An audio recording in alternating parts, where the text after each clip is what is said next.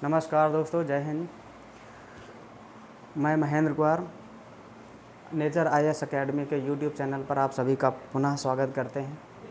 आज की क्लास हिंदी का दूसरा चैप्टर होगा, जिसमें से हम बात करेंगे हिंदी का विकास क्रम कैसा रहा है, उसके बारे में बात करेंगे। तो जैसे कि आपको पता है कि हिंदी का विकास क्रम में हिंदी का विकास जो है वो संस्कृत भाषा से हुआ है। तो लिखेंगे हिंदी भाषा का विकास क्रम, हिंदी भाषा का विकास क्रम, हिंदी भाषा का विकास क्रम। जैसे कि हिंदी भाषा का विकास क्रम की बात कर रहे हैं, तो आप सभी को पता होना चाहिए कि हिंदी का जन्म जो है वो संस्कृत भाषा से हुआ है। तो हिंदी की आदि जननी संस्कृत है, और वो भी संस्कृत को किस प्रकार से बांटा गया है? वैदिक संस्कृत, वैदिक संस्कृत, वैदिक संस्कृत, वैदिक संस्कृत। वैदिक संस्कृत में अगर देखा जाए तो दो प्रकार की संस्कृत में दो संस्कृत आती है। एक ऋग्वैदिक कहलाती है, क्योंकि सबसे पहले ऋग्वेद की रचना हुई, ऋग्वैदिक कहलाती है, ऋग्वैदिक संस्कृत, तिक संस्कृत। और एक कहलाती है उत्तर वैदिक संस्कृत, एक कहलाती है उत्तर वैदिक संस्कृत, उत्तर वैदिक संस्कृत।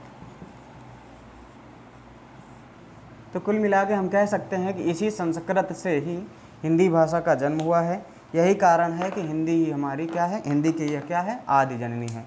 तो हम कह सकते हैं कि संस्कृत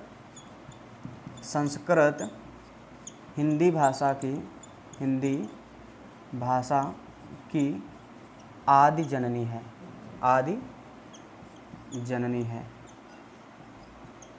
इससे एक फैक्ट बन जाता है कि हिंदी भाषा संस्कृत जो है हिंदी भाषा की आदि जननी है। संस्कृत भाषा हिंदी भाषा की आदि जननी कहलाती है। ये आपको सबको पता हो गया है। अब देखते हैं कि आगे क्या होता है, विकास क्रम में आगे क्या है। तो देखो फिर से इसका विकास कैसे हुआ। तो संस्कृत से, जब संस्कृत भाषा में समय के साथ परिवर्तन हुआ, समय के साथ अगर देखा जाए तो बदलाव हुआ। इस बदलाव के कारण जो संस्कृत बनी, वो जो भाषा बनी वो पाली बनी। जो भाषा बनी वो कौन सी थी? पाली बनी। पाली से, जब पाली में और ज़्यादा बिगड़ाव हो गया तो संस्कृत में जब बिगड़ा हुआ तो पाली बनी, और जब पाली में बिगड़ा हुआ तो प्राकृत बन गई, प्राकृत भाषा बन गई। और प्राकृत में जब बिगड़ाव हो गया तो उसे हमने क्या है, अपभ्रंश, क्या कहा है? अपभ्रंश कहा है, अपभ्रंश कह दिया हमने। और अपभ्रंश में जब ज़्यादा बिगड़ा हो गया तो उससे बना है अवहट्ट। क्या बना है? अवहट्ट, अवहट्ट बना है। और अवहट्ट में जब बिगड़ा हुआ तो हम इसी को कहते हैं कि क्या बन के आई है? प्राचीन हिंदी बन के आई है। अवहट्ट को ही हम कह देते हैं प्राचीन हिंदी। और प्राचीन हिंदी में जब थोड़ा सा और परिवर्तन माना गया तो इसको आज के रूप में देखा जाता है, तो आधुनिक हिंदी है। आज की जो हिंदी है वो आधुनिक हिंदी है। आधुनिक हिंदी को खड़ी बोली के नाम से भी जानते हैं। किसके नाम से? खड़ी बोली के नाम से भी जानते हैं, जो हिंदी की एक बोली है, हिंदी की एक बोली है। क्लियर हो गया। तो संस्कृत से पाली, पाली से प्राकृत, प्राकृत से अपभ्रंश, अपभ्रंश से अवहट्ट, अवहट्ट से प्राचीन हिंदी, और प्राचीन हिंदी से ही आधुनिक हिंदी। और आधुनिक हिंदी का जो विकास हुआ है, अगर हम उसकी बात करें तो आधुनिक हिंदी खड़ी बोली के नाम से जानी जाती है, क्योंकि आधुनिक हिंदी में सर्वाधिक प्रचलित जो बोली है वो है खड़ी बोली, और खड़ी बोली हिंदी की एक बोली है। आगे हम बात करते हैं कि इसमें से कुछ फैक्ट बनते हैं, इनके बारे में क्वेश्चन देखते हैं कैसे बनते हैं। तो देखो, आपको पता होना चाहिए, संस्कृत को मैंने बता दिया कि आदि जननी है। फिर आदि से पाली बनी, पाली से प्राकृत। ये पाली जो भाषा थी वो बौद्ध धर्म की भाषा, बौद्ध धर्म का प्रचार प्रसार इसी पाली में किया गया। फिर प्राकृत में जैन धर्म का प्रचार प्रसार हुआ, जैन धर्म का प्रचार प्रसार हुआ। अर्थात हम कह सकते हैं कि पाली भाषा में बौद्ध धर्म का और प्राकृत में जैन धर्म का प्रचार प्रसार हुआ। अपभ्रंश को चंद्रधर शर्मा गुलेरी, एक राइटर हैं जिनका नाम है चंद्रधर शर्मा उर्फ गुलेरी, गुलेरी इनका उपनाम है। इन्होंने अपभ्रंश को पुरानी हिंदी नाम दिया है, पुरानी हिंदी नाम दिया है। और पुरानी हिंदी के नाम से इन्होंने अपना क्या लिखा? एक शास्त्र लिखा, और कह सकते हैं कि इनकी एक रचना भी है कि पुरानी हिंदी एक रचना है। और पुरानी हिंदी में इन्होंने अपभ्रंश का नाम रखा है कि पुरानी हिंदी है ये। इसके बाद अगर हम देखें कि अवहट्ट भाषा में विद्यापति जी ने रचनाएं लिखी हैं, इसीलिए बच्चा अवहट्ट भाषा कहा जाता है। अवहट्ट भाषा, अवहट्ट में विद्यापति इन्हें मैथिल कोकली के नाम से जाना जाता है कि ये मैथिल कोकली हैं, क्योंकि मैथिली भाषा में लिखने वाले पहले मैथिल कोकिल कहा जाता है इन्हें। विद्यापति जी को मैथिल कोकिल के नाम से जाना जाता है। इन्होंने अवहट्ट भाषा में भी रचना लिखा है और मैथिली भाषा में भी रचना लिखी है, इसीलिए इन्हें मैथिली कोकिल कहा जाता है। अवहट्ट भाषा में लिखी रचना इनकी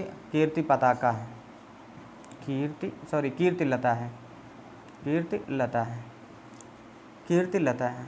ठीक, कीर्ति सिंह के दरबार में रहा करते थे विद्यापति जी। कीर्ति सिंह राजा थे, उनके दरबार में रहा करते थे और इन्होंने उनके विवरण किया है, उन्हीं के बारे में बताया है, जिसकी रचना क्या है, कीर्तिलता। एक काव्य है जो अवहट्ट भाषा में लिखा गया है, अवहट्ट भाषा में लिखा गया है। चलिए देखते हो, फिर से एक बार देखते हैं, फिर से एक बार इसको देख लेते हैं क्या है।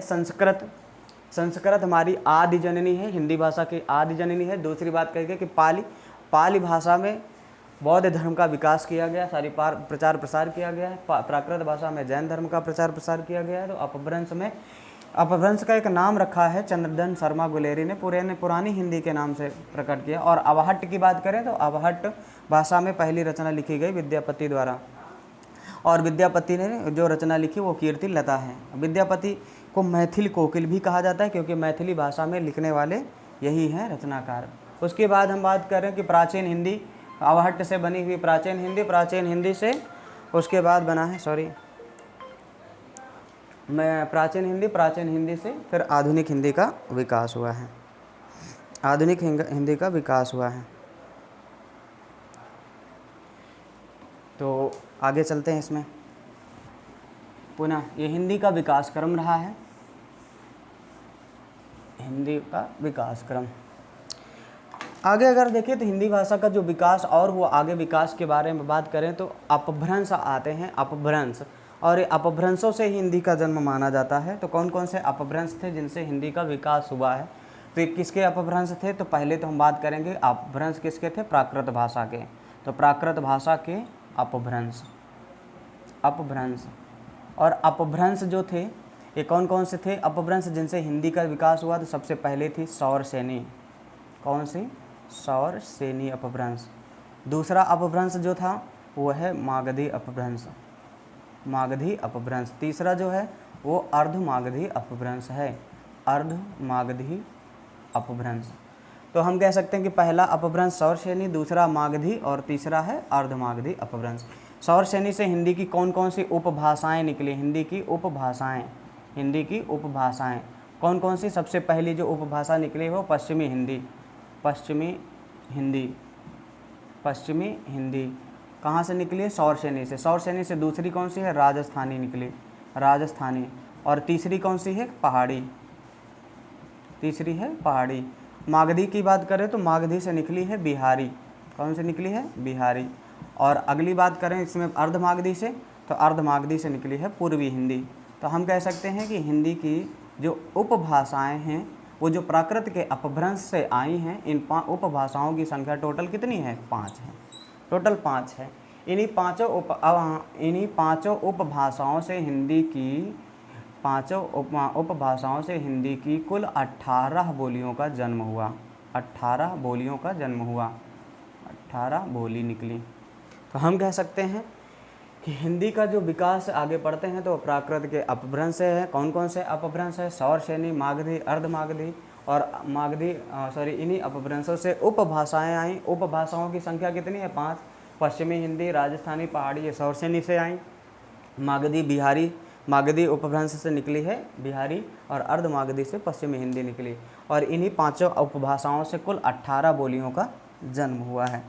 इन्हीं 18 बोलियों का क्रम से हम देख लेते हैं कि किससे कौन सी बोली निकली है।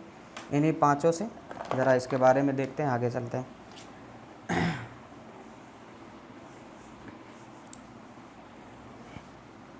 तो सबसे पहले हमने देखा कि सौरसेनी से कौन सी निकली है? सौरसेनी, सौरसेनी, सौरसेनी, सौरसेनी, अपभ्रंश, अपभ्रंश, इससे निकली है पश्चिमी हिंदी, पश्चिमी हिंदी, पश्चिमी हिंदी। और पश्चिमी हिंदी से जो आई हैं बोलियां, इनकी बात करें, पश्चिमी हिंदी से कौन कौन सी बोलियां आई हैं उनकी बात करें तो सबसे पहली बोली आती है, सबसे पहली बोली आती है खड़ी बोली, खड़ी बोली, सबसे पहली है खड़ी बोली। इसका एक उपनाम और है कौरवी, कौरवी बोली। दूसरी जो है, दूसरी है ब्रज भाषा, ब्रज भाषा। किसी भी बोली को भाषा का दर्जा तब मिलता है जब उसमें साहित्यिक रचनाएं अधिक होती हैं। यही कारण है कि ब्रज एक बोली होने के साथ साथ इसका नाम ब्रज भाषा कहते हैं, क्योंकि भाषा इसमें ब्रज में साहित्यिक विवरण अधिक मिलता है, इसीलिए यह बोली के स्थान से ऊंचे उठकर अब भाषा के रूप में प्रयुक्त होने लगी है। इसीलिए हम इसका नाम क्या कहते हैं, ब्रज भाषा। इसका एक और अन्य नाम है जिसका नाम है ब्रजी, ब्रजी भी कह देते हैं, कई बार इसे नाग भाषा के नाम से भी जानते हैं, नाग भाषा भी कहते हैं। और डॉक्टर ग्रियर्सन जो अंग्रेज़ हिंदी विशेषज्ञ थे, डॉक्टर ग्रियर्सन, इन्होंने एक इसका नाम रखा था कि ये जो ब्रज भाषा है, इन्होंने बताया था कि यह एक अंतर्वेदी भाषा है। कौन सी भाषा, अंतर्वेदी भाषा है, अंतर्वेदी भाषा है, अंतर्वेदी भाषा है। तीसरी बात करें, अगर हम तीसरी बात करें तो इससे कौन सी निकली है, तो वो आई है बच्चा बुंदेली, बुंदेली दोस्तों, बुंदेली बोली आई है। फिर चौथी अगर बात करें कौन सी बोली आई, कन्नौजी आई, जो कानपुर वगैरह में बोली जाती है। फिर उसके बाद पांचवी जो आई है वो हरियाणवी आई है, जो हरियाणा के क्षेत्र में बोली जाती है। तो देखो कहाँ कहाँ कौन सी बोली बोली जाती है। खड़ी बोली की बात करें तो ये दिल्ली, दिल्ली से जुड़ा हुआ क्षेत्र जितने भी अन्य राज्यों में आते हैं, दिल्ली एनसीआर का क्षेत्र आता है, और मेरठ जैसे क्षेत्रों में भी ये बोली जाती है। ब्रज भाषा की बात करें तो मथुरा, वृंदावन, आगरा वाली बोली है, आगरा। बुंदेली की बात करें तो ये झांसी है और हमीरपुर आदि के बुंदेलखंड में बोली जाती है। कन्नौजी की बात करें तो यह इटावा है, औरैया है, और कानपुर है, और कन्नौज है। हरियाणवी की बात करें तो हरियाणवी जो बोली बोली जाती है वो हरियाणवी में बोली जाती है। इसका एक अन्य नाम भी देखें तो इसके दो हो जाते हैं क्षेत्रीय बोलियों। यह हरियाणवी बोली को क्षेत्रीय जब क्षेत्र में विभाजित होती है, हरियाणा में विभाजित होती है, तो दो प्रकार के नाम हैं। एक को हम इसको बांगरू कहते हैं, इसको एक बांगरू कहते हैं, और इसी का ही एक हिस्सा है डायलेक्ट कहलाता है। क्या कहलाता है, डायलेक्ट कहलाता है। चलिए देखते हैं, इसमें शायद दिखाई नहीं दे रहा होगा, यहाँ पर डायलेक्ट लिख देते हैं दूसरा, डायलेक्ट, डायलेक्ट। ओके, तो हम देख रहे हैं कि पश्चिमी हिंदी से कितनी आई हैं, 5 आई हैं बोलियाँ। पहली है खड़ी बोली जिसे हम कौरवी के नाम से जानते हैं, दूसरी है ब्रज भाषा जिसे हम ब्रजी या नाग भाषा, और डॉक्टर ग्रियर्सन ने इसे अंतर्वेदी भाषा भी कहा है। बुंदेली की बात करें तो बुंदेली भाषा ये बुंदेलखंड में बोली जाती है। और कन्नौजी, कन्नौज की बात करें तो कन्नौजी भाषा बोली जाती है औरैया, इटावा, कन्नौज और कानपुर जैसे क्षेत्रों में। और हरियाणवी बोली जाती है हरियाणा में। इसका दूसरा नाम अगर देखें तो बच्चा इसके 2 नाम है, बांगरू और डायलेक्ट। चलिए आगे देखते हैं, अगला जो नेक्स्ट है पश्चिमी हिंदी हो गया। इसका दूसरी थी राजस्थानी, दूसरा जो इसका हिस्सा था वो राजस्थानी मैंने कहा था, एक राजस्थानी भी है इसका। तो राजस्थानी की बात करें तो राजस्थान को 4 भागों में यदि हम डिवाइड करें तो दिशा के अनुसार डिवाइड करेंगे। तो ये हमारा पूर्वी हिस्सा कहलाएगा, तो इसको हम पूर्वी लिखेंगे। ये उत्तरी हिस्सा कहलाता है, जिसको हम उत्तरी लिखेंगे। ये दक्षिणी हिस्सा है तो हम इसको दक्षिणी लिखेंगे, ठीक है। और ये हमारा पश्चिमी हिस्सा, तो हम इसको क्या लिखेंगे, पश्चिमी लिखेंगे। अगर हम बात करें कि उत्तरी राजस्थान है तो उत्तरी राजस्थानी लिख सकते हैं, इसको हम कह सकते हैं कि ये उत्तरी राजस्थानी है, यहाँ की जो बोली होगी वो उत्तरी राजस्थानी। पूरब में है तो इसके हम पूर्वी राजस्थानी कह सकते हैं कि यहाँ की जितनी भी बोली होंगी वो कौन सी होगी, पूर्वी राजस्थानी। दक्षिण की बात करें तो ये दक्षिणी राजस्थानी कहलाएगी, दक्षिणी राजस्थानी कहलाएगी। और अगर हम पश्चिम की बात करें तो ये पश्चिमी राजस्थानी कहलाएगी, ठीक है। तो हम कह सकते हैं कि राजस्थान को कितने भागों में डिवाइड किया, 4 भागों में। पूरब में तो पूर्वी राजस्थानी, उत्तर में उत्तरी राजस्थानी, पश्चिम में पश्चिमी राजस्थानी, और दक्षिण में दक्षिणी राजस्थानी। पूर्वी राजस्थानी जो कहा जाता है, जिसकी प्रमुख जो भी बोली है उसका नाम है जयपुरी। इसकी बोली का नाम क्या है, जयपुरी। क्योंकि पूर्वी राजस्थान और पूर्वी राजस्थान को हम क्या कहते हैं, एक अन्य नाम से जानते हैं, डुढाड़ के क्षेत्र से, डुढाड़ के नाम से जाना जाता है, इसीलिए यहाँ की बोली का नाम है डुढाड़ी बोली। जयपुरी को हम नाम देते हैं डुढाड़ी। दूसरा है उत्तरी राजस्थानी, उत्तरी राजस्थान में मेवाड़ का क्षेत्र है, यहाँ की जो बोली है उसका नाम रखा गया है मेवाती। मेवाड़ वाले क्षेत्र को मेवाती कहते हैं। दक्षिणी राजस्थानी की बात करें, इसमें अधिकांशतः मध्य प्रदेश के क्षेत्र आते हैं, एमपी के क्षेत्र आते हैं। एमपी आता है क्योंकि मालवा का पठार, बच्चा मालवा का पठार दक्षिणी राजस्थानी बोली है, मालवा का पठार। इसी मालवा के पठार के नाम से इसकी नाम पड़ा है मालवी बोली। कौन सी बोली? मालवी, एमपी में। और पश्चिमी राजस्थानी को हम मारवाड़ी के नाम से जानते हैं क्योंकि मारवाड़ का क्षेत्र ये पड़ता है, मारवाड़ी बोली। तो हम कह सकते हैं राजस्थानी की कितनी बोलियां निकल के आई? 4। उत्तर में उत्तरी राजस्थानी जिसका नाम मेवाती है, पूरब में पूर्वी राजस्थानी जिसका नाम जयपुरी या ढूढ़ाड़ी है, दक्षिण में दक्षिणी राजस्थानी जिस मालवा के पठार में बसा हुआ क्षेत्र है इसलिए इसका नाम क्या रखा गया? मालवी। पश्चिम में मारवाड़ का क्षेत्र है इसलिए पश्चिमी राजस्थानी को हम मारवाड़ी के नाम से जानते हैं। आगे देखते हैं, लास्ट में देखते हैं कि जो अगली है पहाड़ी। पहाड़ी की बात करें तो पहाड़ी बोली जो है तीसरा इसी का हिस्सा है जो सौरसेनी अपभ्रंश से जन्म लिया था उपभाषा है जिसका नाम था पहाड़ी उपभाषा, हिंदी की पहाड़ी उपभाषा। तो पहाड़ी उपभाषा जो है इसको एक अन्य नाम से भी जाना जाता है जिसका नाम है खस। जिसका नाम क्या है? खस। खस भाषा के नाम से भी जाना जाता है। पहाड़ी को 3 प्रकार से बांटा गया है, इससे 3 बोलियां निकली। पहली है, इसे कहा जाता है पश्चिमी पहाड़ी, नाम रखा गया है पश्चिमी पहाड़ी। पश्चिमी पहाड़ी जो है कई बार इसको हम कुमाऊनी बोली भी कहते हैं कि पश्चिमी पहाड़ी को कुमाऊनी भी कई किताबों में मिलेगा। तो पश्चिमी पहाड़ी जो बोली जाती है वो हिमाचल प्रदेश के क्षेत्र में बोली जाती है, हिमाचल के क्षेत्र में, हिमाचल प्रदेश में बोली जाती है। अगर दूसरी बात करें तो मध्यवर्ती पहाड़ी और मध्यवर्ती पहाड़ी की बात करें तो ये बोली जाती है उत्तराखंड के कुमाऊं एवं गढ़वाल क्षेत्र में। कौन से? उत्तराखंड के कुमाऊं एवं गढ़वाल क्षेत्र में। इसीलिए बच्चा इसे कुमाऊनी कहा जाता है, कुमाऊनी एवं गढ़वाली भी कह देते हैं। इस बोली का नाम भी रखा गया है कुमाऊनी एवं गढ़वाली। ये बोली कौन सी है? पश्चिम मध्यवर्ती पहाड़ी को कुमाऊनी एवं गढ़वाली बोली भी कहते हैं। आगे बात करें तीसरी की बात करें तो तीसरी जो है वो अपने भारत में नहीं बोली जाती। भारत अर्थात पहाड़ी इलाका है जिसका नाम है नेपाल। क्या वो है? नेपाल। और नेपाल में जो बोली जाती है उसका नाम क्या है? नेपाली बोली। है तो वैसे प्रदेश एक देश है लेकिन ये भारत में नहीं आता है। लेकिन हम भाषा और बोली को कभी किसी सीमा के दायरे में बांध नहीं सकते हैं। यही कारण है कि नेपाली बोली हिंदी की ही एक बोली है, नेपाली जो नेपाल में बोली जाती है। तो ये हम कह सकते हैं कि पहाड़ी उपभाषा से कितनी आई? पश्चिमी पहाड़ी जो हिमाचल प्रदेश में, मध्यवर्ती पहाड़ी जो उत्तराखंड के गढ़वाल एवं कुमाऊनी वाले क्षेत्र में आती है इसलिए कुमाऊनी एवं गढ़वाली बोली के नाम से जाना जाता है। और नेपाल में बोली जाती है, इसका नाम क्या रखा गया? नेपाली। आगे देखते हैं अगली कौन सी है, एक और उपभाषा। अब हम बात कर रहे हैं सौरसेनी अपभ्रंश हो गया है।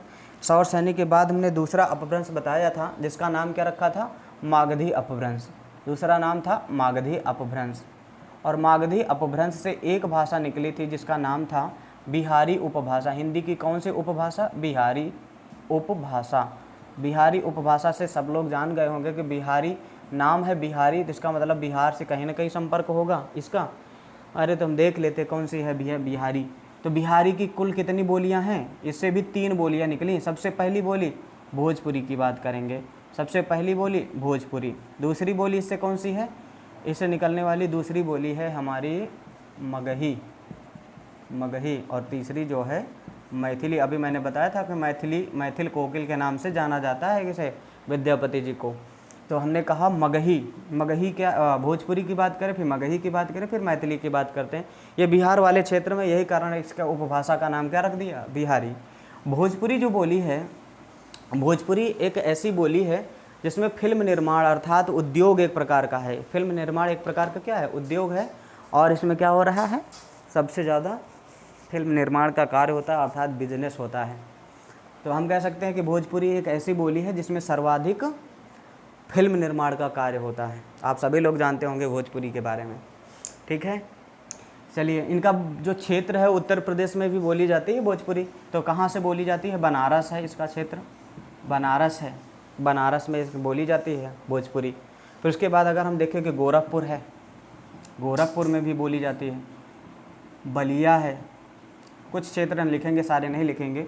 देवरिया जिला भी है, देवरिया में भी बोली जाती है कौन सी, भोजपुरी। ठीक है, तो इस प्रकार से देखा आदि कई सारे ज़िले हैं हिंदी में जिसमें बोली जाती है, जैसे आजमगढ़ वगैरह हैं जहाँ पर भोजपुरी बोली जाती है। मगही, अगर हम मगही की बात करें तो इसका नाम कैसे पड़ा, मगही की बात करें तो इसका नाम पड़ा है मगध से, क्योंकि आपको पता होना चाहिए कि इतिहास में मगध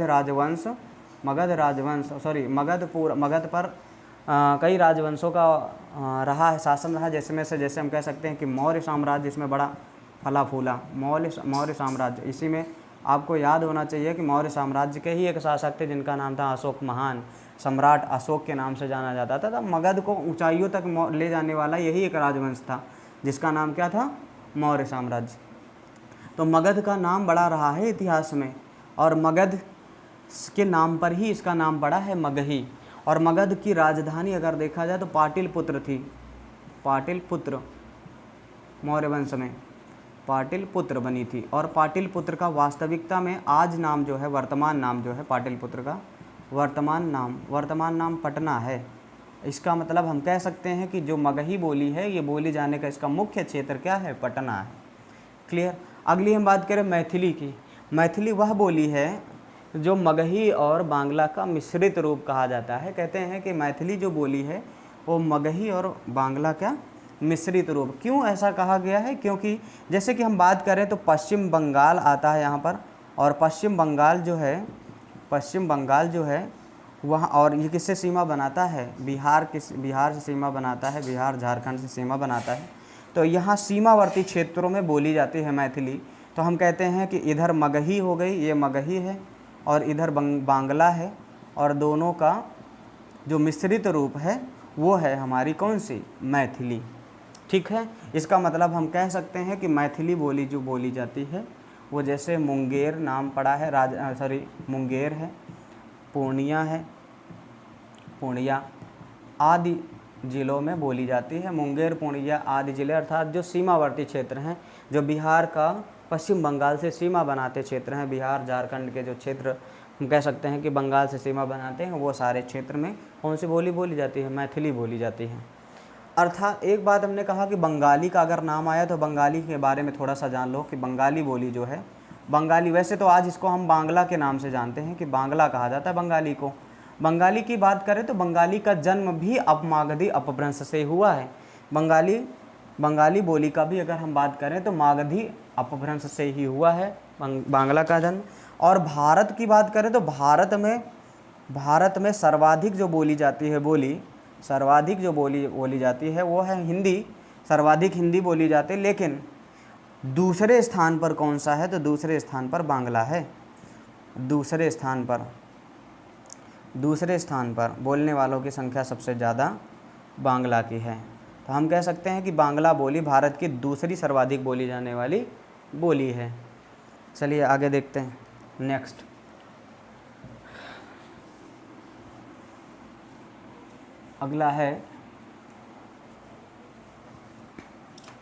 अगला मैंने कहा था एक और अपभ्रंश बताया था, तो मैंने कहा सौरसेनी से हमने बताया कि 3 उपभाषाएं जिसमें पश्चिमी हिंदी, राजस्थानी और पहाड़ी आई। उसके बाद बिहारी उपभाषा से हमने देखा बिहारी जो उपभाषा थी उससे 3 बोलियां आई। अगला है जो तीसरा है, वो तीसरा अपभ्रंश जो हमारा है वो है अर्धमागधी अपभ्रंश है। अर्धमागधी अपभ्रंश, इससे हिंदी की जो अर्धमागधी अपभ्रंश है, इससे जो हिंदी की उपभाषा निकली उसका नाम है पूर्वी हिंदी। और पूर्वी हिंदी से निकलने वाली ये पूर्वी हिंदी की क्या है, उपभाषा है। इस उपभाषा से निकलने वाली बोलियों की संख्या कितनी है, 3 है। सबसे पहली है वो है हमारी जो है वो बघेली। कौन सी है, बघेली। अगर हम दूसरी बात करें अवधी, दूसरी है अवधी, और तीसरी जो है छत्तीसगढ़ी। तो बघेली को कहते हैं, बघेली जो है उत्तर प्रदेश के बघेलखंड वाले क्षेत्र में बोली जाती है। आपको पता होना चाहिए कि बघेलखंड जो है वो एमपी से सीमा बनाता है, और रीवा जिला प्रमुख होता है। यहाँ पर प्रमुख जो सीमा बनाता है वो एमपी का रीवा जिला है। इसीलिए बघेली को एक अन्य नाम से भी जानते हैं जिसका नाम है रीवाई बोली। क्या कहते हैं, रिवाई बोली। अवधि की बात करें तो ये अवध उत्तर प्रदेश का मुख्य क्षेत्र है जो मध्य में है। अवध, पहले अवध भी था, अंग्रेज़ों के समय अवध बड़ा प्रचलन में था, अवध राज्य। अवध के ही शासक थे शुजाउद्दौला, अवध के ही शासक थे शुजाउद्दौला, जिसमें इतिहास में आपने सुना होगा 1857 की क्रांति में लखनऊ की बेगम थी जिनका नाम था बेगम हजरत महल, वो यहीं अवध के ही राज्य की रानी थी। तो अवध की वजह से इसका नाम क्या पड़ा, अवधि, और अवध में बोली जाती इसलिए इसका नाम अवधि पड़ा। अवधि की बात करें तो अवधि का मुख्य जो क्षेत्र है वो लखनऊ, उन्नाव, रायबरेली, सुल्तानपुर और इलाहाबाद है। इलाहाबाद, इसी में सीतापुर वगैरह आदि भी आ जाते हैं, तो कई सारे क्षेत्र हैं लखनऊ में। लखनऊ, उन्नाव, रायबरेली, सुल्तानपुर, इलाहाबाद आदि सीतापुर जैसे ज़िले आते हैं, तो अवधि बोली जाती है, उसमें अवधि बोली जाती है। अवधि भाषा में रचित हिंदी भाषा के एक प्रमुख ग्रंथ जिसका नाम है रामचरितमानस, और ये रामचरितमानस की रचना किसने की थी, गोस्वामी तुलसीदास ने की थी, गोस्वामी तुलसीदास ने की थी, गोस्वामी तुलसीदास ने की थी अवधि भाषा में इसकी रचना। अगली बात करें छत्तीसगढ़ी की, तो छत्तीसगढ़ी जो बोली है ये छत्तीसगढ़ में ही बोली जाती है, छत्तीसगढ़ में, तो इसके बारे में कुछ ज़्यादा खास नहीं है, छत्तीसगढ़ में बोली जाती है, इसके लिए कुछ ज़्यादा विशेष नहीं रखा। तो ये देखो हमने देखा कि 18 बोलियों के बारे में हमने बात कर ली है। अगर हम बात करें तो सौरसेनी अपभ्रंश से 3 उपभाषाएँ थी, जिसमें पश्चिमी हिंदी की 5 बोलियाँ थी, और दूसरी बात करें राजस्थानी की 4 बोलियाँ थी, पहाड़ी की 3 बोलियाँ थी। तो अगर देखें तो सौरसेनी से निकलने वाली बोलियों की संख्या जो थी वो थी 5 4 9 और 9 3 12, हम कह सकते हैं कि 12 हैं, 5 उसमें थी, 4 राजस्थानी में थी, 3 और, तो हम कह सकते हैं 12 बोलियां हैं जो सौरसेनी से निकली। इसके अलावा 3 बोलियां अवधि से निकली और 3 बोलियां निकली हैं हमारी अर्धमागधी से। तो इसका मतलब है कि 12 और 6 18 बोलियां टोटल हो गई हैं। तो इस प्रकार से हमने देखा कि हिंदी का विकास क्रम और उसकी जो बोलियां थी उसके बारे में हमने चर्चा कर ली है। तो बस आज के लिए है इतना ही। नमस्कार, जय हिंद दोस्तों, खुश रहो।